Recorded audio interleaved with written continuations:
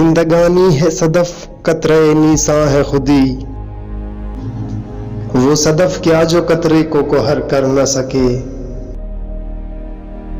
ہو اگر خود نگرو خود گرو خود گیر خودی، یہ بھی ممکن ہے کہ تو موت سے بھی مر نہ سکے۔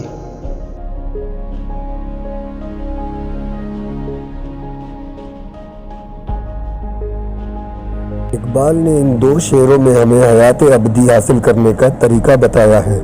کہتے ہیں اگر ہم حیات یعنی زندگی کو صدف سے تشبیہ دیں تو خودی کو قطرہ نیسا کہہ سکتے ہیں، اور صدف کا وظیفہ یہ ہوتا ہے کہ وہ قطرے کی پرورش کر کے اسے موتی بنا دے۔ ہم کو اپنی زندگی اس طرح بسر کرنی چاہیے کہ اعمال صالح کی بدولت ہماری خودی اپنے مرتبہ کمال کو پہنچ سکے۔ جس طرح قطرہ جب گوہر یعنی موتی بن جاتا ہے تو مرتبہ کمال کو پہنچ جاتا ہے۔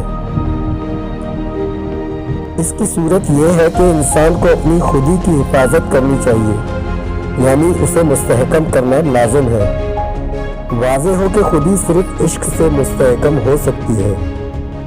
بس اگر ہماری خودی میں 3 صفات پیدا ہو جائیں تو وہ لازوال ہو سکتی ہے، یعنی اس سے حیات ابدی حاصل ہو سکتی ہے۔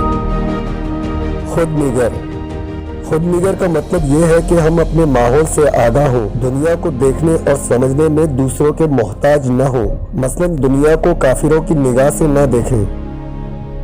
خودگر خودگر کا مطلب یہ ہے کہ ہم اپنی تربیت اور اصلاح خود کر سکیں، دوسروں کے دست نگر نہ ہو، مثلا انگریزوں کا ضابطہ حیات اختیار نہ کریں۔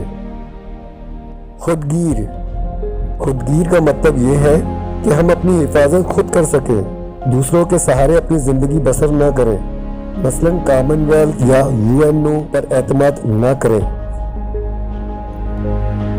ان تینوں صفات سے خودی میں پختگی پیدا ہو سکتی ہے اور انسان حیات ابدی کا راز پا سکتا ہے۔